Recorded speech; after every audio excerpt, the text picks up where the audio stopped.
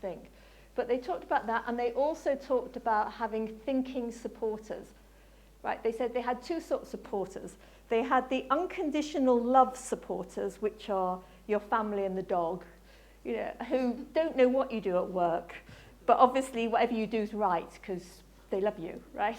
So it's them that's wrong and it's you that's right. And you need unconditional love.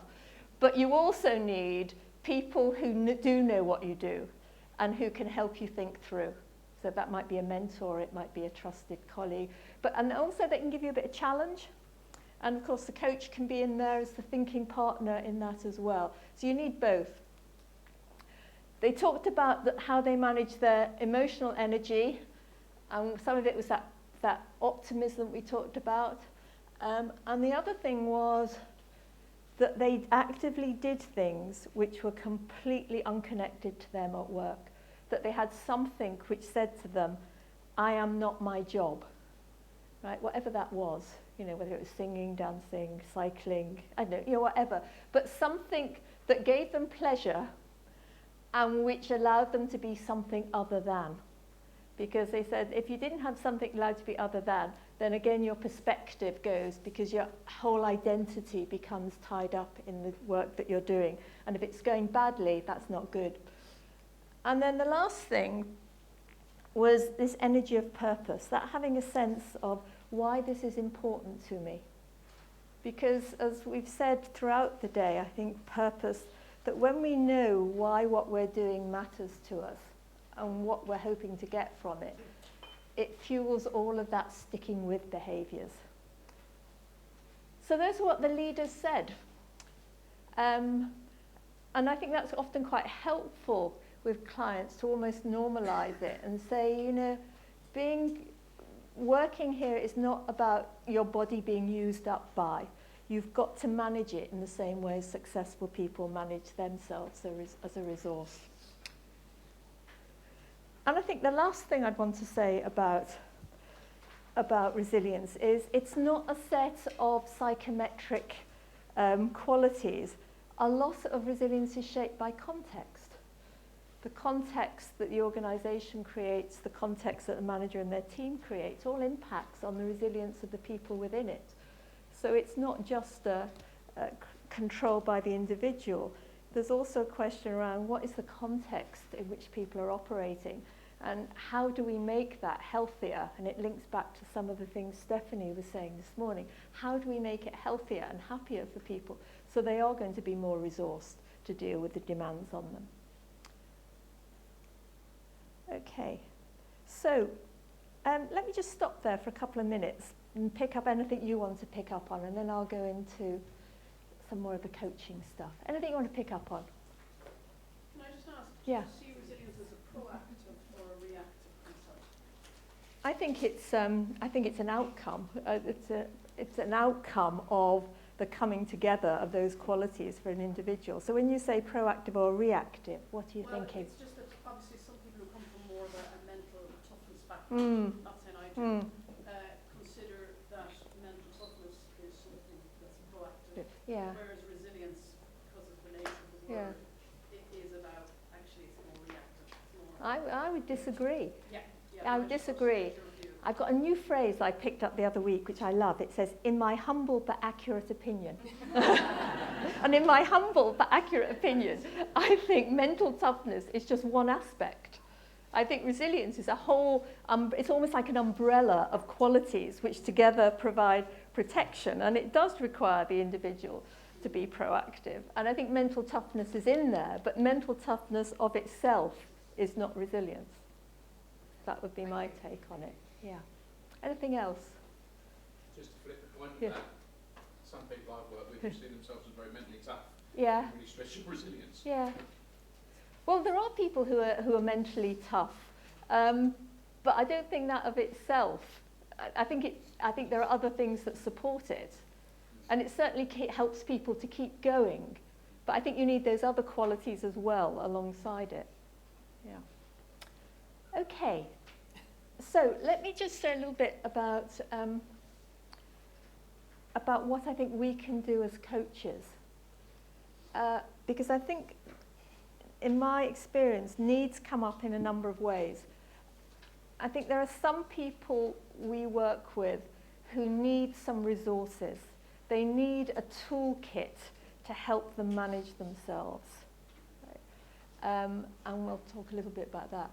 I think because a lot of resilience is learnt, then I think sometimes people need us to help them to access what they know but perhaps have forgotten.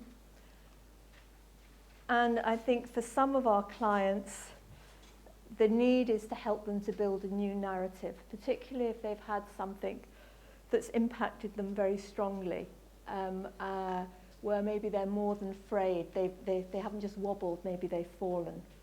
And so I think as coaches, we can work in any of those dimensions, resourcing, relearning, or reauthoring. And if we start with the resourcing, I mean, the resourcing is about the toolkit.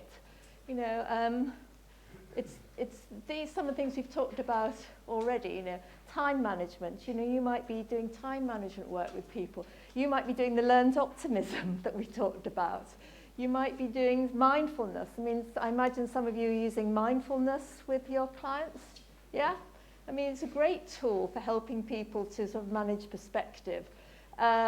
You might be doing some of the chimp stuff, perhaps, or CBT, to help people to manage their thoughts during a time of difficulty. You might be working on them on strategies for self-care and well-being. Oops. So, you know, and what else? What else do you think goes into that toolkit? Because people do want resources to get them through. So what else are the sorts of things that you might be doing with your clients? Compassion. Self-compassion. Yeah. The person develops self-compassion, kindness. Okay, so be kinder to yourself. Yeah? Might be doing that. What else might you be doing? Yeah. Developing early warning scores. So I work in health. Yeah. And we're big on monitoring patients. Yeah. So I get people to draw up an early warning score. So when things are going well for you, what are you eating? What are you sleeping? Yes. What's your body feeling Mm-hmm. like? And then when you're a bit stressed, and so they end up with an early warning score. Mm-hmm. What I'm like when life's a laugh, Yeah. and when it's not such a laugh, and when it's really funny. And then after that, it's about getting them to check in with, noticing. So don't just make this early warning score and then pop it in the Yeah. cupboard. Through the mindfulness, Mhm. you need to check in with yourself regularly. Okay. And then you haven't got to wait for someone to go, God, you're a crabby old cow. Yeah. Spot myself Yeah. becoming one. So that's a really useful sort of check-in, and then as a resource to start noticing yourself in quite a detailed way. Yeah. What else? Other things do you do? We covered them all, right? But I think it's really important to recognise that sometimes the need is for resources, that people have not yet learned how to do some of these things. And I think coaching can be really helpful in terms of helping people to develop that toolkit. I think the second area that we can help people with is about reusing what they know. Reusing what you've learned has helped you get through previous difficulties. So this little template that I developed, it says, okay, if you think about when you had your last sort of tough time, maybe what skills or strengths did you draw on? When we talked about compartmentalizing, that's enormously valuable. You know, a sense of humor, enormously valuable. You know, what supports did you use? You know, was it your, sometimes people it's their religious faith, or it's their friends, their mentor. You know, what supports did you use? What strategies did you use that kept you moving? You know, I still kept going for my weekly cycle. I still kept doing this. You know, I was able to notice what was okay. And what wisdoms, what sagacities did you call on? You know, sometimes there can be like music. There could be a poem that they go back to, or playing I Will Survive loudly, or family sayings. You know, those sort of granny sayings? You know, I know my mum always used to have one, you know, it's that Gone with the Wind thing, tomorrow is another day. So however awful today is, you can wake up tomorrow and you can change it. So, you know, we have family sayings, or we have books. I was talking with someone who says whenever she's going through a really difficult time, there's a World War II leader, general, who wrote a book I'd never heard of, but she says it really inspires her, and she always reads it because it gives her a sense of perspective again. Why am I moaning about this when, you know? So getting people to think about what learning have you got which has got you through past difficulties. So that's my question to you. Just look at those 4 categories and just think, again with whoever you were talking with, about what do you reuse that you've learned from the past that's really helpful when you're going through a tough time. Spend a few minutes just thinking about what you've got in each of those boxes that helps you get through.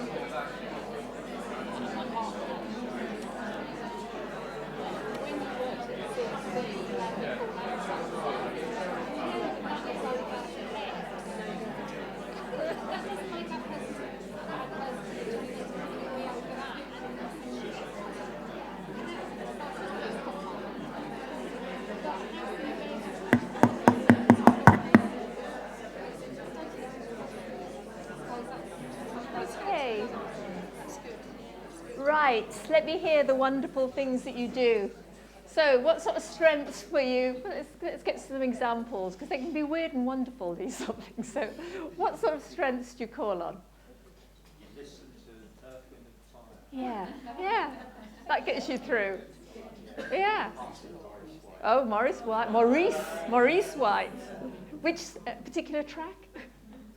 Anything. Okay, so listening to somebody you really love, their music. What else? What other sorts of things do you use? Stupidity of hobbies. Hobbies, yeah, they're not stupid. No, they're great. They're great, yeah, because they remind you that you're this other person. Yeah, and even though you can't do this, wow, you can make a great model train or whatever it is. DIY, put up a shelf, yeah. So yeah, hobbies, brilliant. Yeah, what other things? Exercising, taking regular breaks. Yeah, Just move. move, yeah, power of move. And something I discovered recently, there's some research done around actually what happens when we're stressed, that there's a substance that surrounds, when we're sending our neural signals, there's a substance called galanin that actually is wrapped around that transmitter, whatever it is we call it. And when we're stressed, it erodes. And when we exercise, it builds up again. Which is why, often when you do a bit of exercise, whatever your form is, you suddenly find that you've got the answer to something afterwards. And I think some of that's because you've distracted yourself in a way that in distracting yourself, you help your cognitive processes. And some of it may be that you actually strengthen your galanin, so you become more efficient in the way in which you're sending those signals. So yeah, so some form of exercise, whatever that means to you, can be really helpful. Yeah, what other sorts of things do you do? Spirituality I talked about. Yeah. Because we talked about purpose a lot. Yeah. We didn't talk about sort of faith, but faith is Faith, here now. yeah. That can keep you focused, going Absolutely. through whatever. Yeah. And I think that can be really quite difficult for people to talk about in our culture. I was coaching somebody this week whose mother had died last year, and he suddenly said to me, and he'd really been struggling, and he suddenly said to me, do you have a faith? And he was testing out, do I have permission to tell you how important my spirituality has been in helping me to recover? And yet it's often quite difficult in our culture to find ways of people talking about that and saying, yeah, I absolutely understand why that would help you. Yeah. So spirituality. Yeah. Other things? Positive mantras. Yeah? Like, I'm a funny bugger. I don't know what Stephanie was talking about. So you've got some phrases that, are they particular ones, or do they change according? Different ones depending on what the situation is. Yeah. Professionals just keep going when you actually just want the hell out of this Yeah. situation. Yeah. Actually, it's one of the women I've met recently is a woman called Michelle, who's a woman who has got a very severe form of multiple sclerosis. She's in her 30s, and it's affected her brain as well as her body. So she's no longer has a career. She no longer is able to take care of her children, and she's back living with her parents. And she I go to a little gym, and she comes too in her wheelchair, and she has exercise. And she has this phrase, that's her mantra, that she says all the time, which is, sod it, deal with it, right? And that's her phrase, and it gets her through. And we've actually had T-shirts made up that say, sod it, deal with it. In fact, I've got some if you wanted, because sometimes I sell them if I'm around events, because we were trying to buy her a new wheelchair, and in fact we've just bought her a new wheelchair. But that sod it, deal with it is actually keeps her going, and it is her mantra. And sometimes those mantras are really, really important in terms of saying, you can deal with this, you can keep going. Right, other things. Community choir, yeah. And what does that give you? Yeah. Yeah. Give you a different space.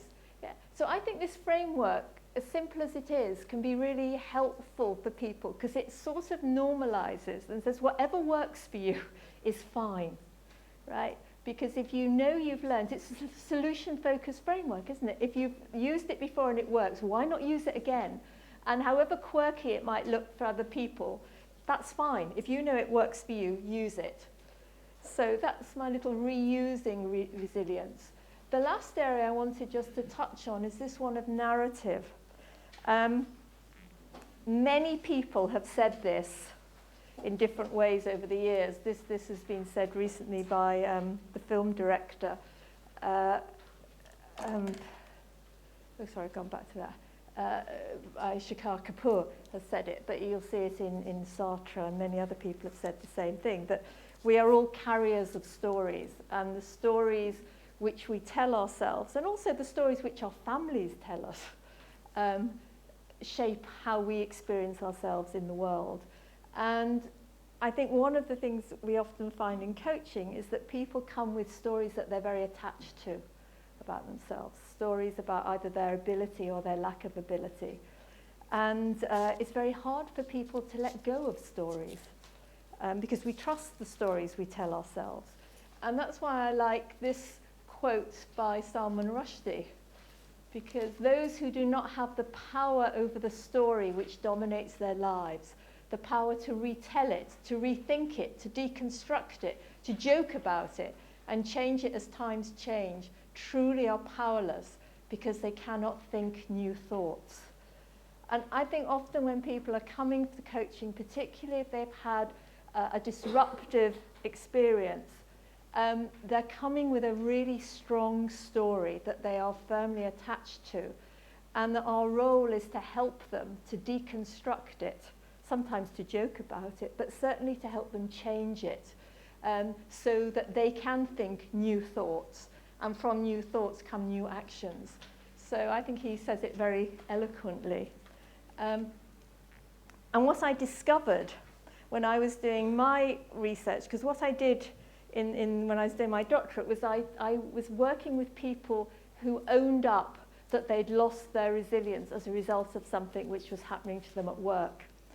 And I asked them to write about, initially to write about what had happened to them, and then for them to tell me the story. And it was